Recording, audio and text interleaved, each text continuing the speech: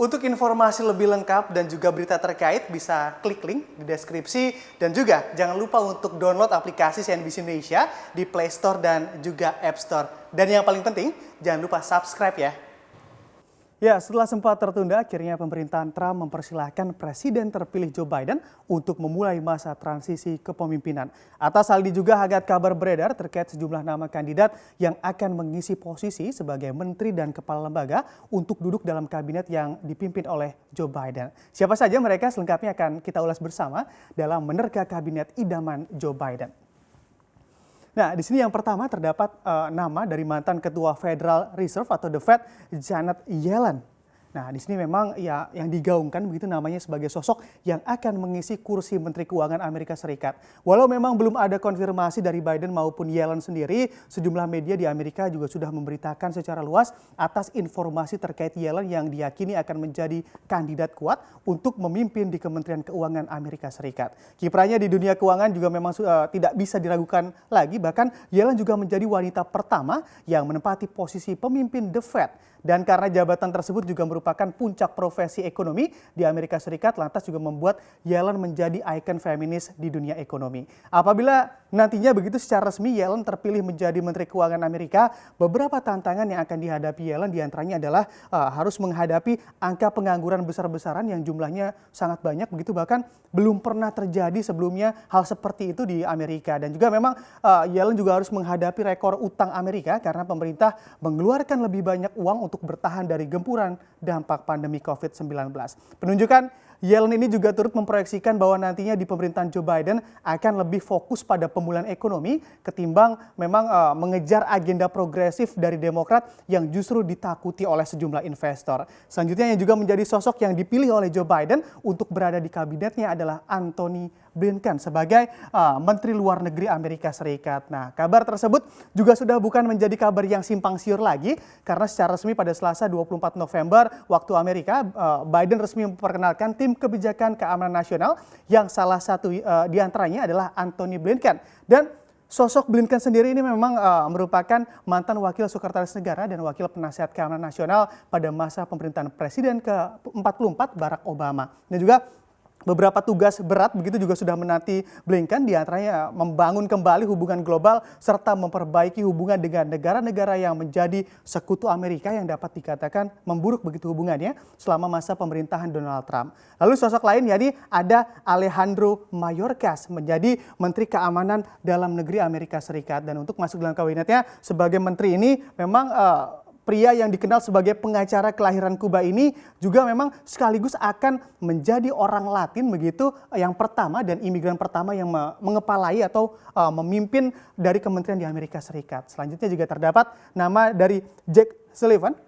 Di sini memang yang dipilih Biden untuk berada dalam kabinetnya sebagai penasehat keamanan nasional. Nama Sullivan juga sudah tak asing lagi begitu di pemerintahan Amerika Serikat karena saat Biden menjadi wakil presiden untuk Barack Obama, Sullivan juga sudah menjabat sebagai penasihat keamanan nasional Amerika pada waktu itu begitu ya. Selain itu Sullivan juga pernah menjabat sebagai wakil kepala staf Menteri Luar Negeri di era Hillary Clinton. Dan juga masih ada lagi beberapa kandidat untuk mengisi kursi-kursi di kabinet Biden, bisa kita lihat di slide selanjutnya.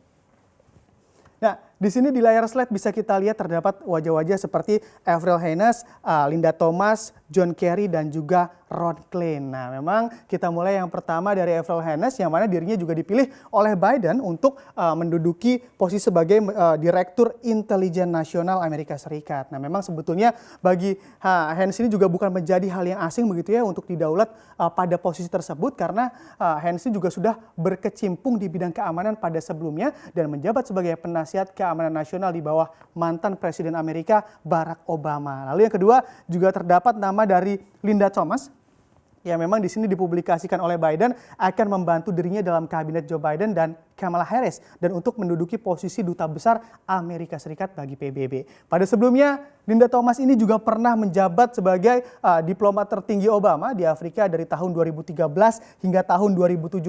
Selain itu, Linda juga pernah memimpin kebijakan Amerika Serikat di Sub-Sahara Afrika selama wabah Ebola melanda Afrika bagian barat. Selanjutnya juga terdapat John Kerry Di sini John Kerry memang mantan senator begitu dan sekretaris Sekretaris Negara Amerika Serikat memang di sini dipercaya oleh Biden untuk mengemban jabatan sebagai perwakilan presiden untuk urusan iklim. Kerry juga akan membantu Biden dalam merundingkan kesepakatan iklim Paris setelah pada sebelumnya pernah ditinggalkan begitu oleh Presiden Donald Trump. Dan selanjutnya ada nama Ron Klain. Di sini memang Ron Klain pada sebelumnya juga menjadi penasihat lama Biden, juga masuk sebagai kandidat kepala staf kepresidenan di bawah kepemimpinan Joe Biden. Namun memang informasi terkait pemilihan kepala staf kepresidenan ini di kabinet Biden belum secara resmi begitu dipublikasikan oleh Presiden Amerika Serikat terpilih Joe Biden. Sebetulnya masih banyak lagi ataupun masih ada lagi beberapa nama yang memang menjadi kandidat yang akan mengisi jabatan di kabinet Biden begitu. Namun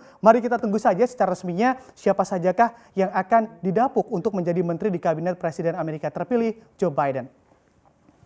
Nah, di sini memang dengan adanya euforia menyambut transisi politik Amerika Serikat juga berpengaruh terhadap bursa saham Amerika Serikat. Bahkan pada perdagangan di Selasa 24 November bursa Amerika Serikat dibuka ke teritori positif begitu atau menyambut kabar pemerintahan Presiden Donald Trump ini telah memberikan lampu hijau untuk transisi ke pemerintahan Joe Biden. Atas kondisi ini indeks Dow Jones juga mampu lompat 300 poin atau juga menguat 1% pada pukul 8.30 waktu setempat, dan selain itu 18 menit kemudian kembali mengalami penguatan begitu indeksnya dan juga mengalami penguatan hingga 1,03% ke level 29.897.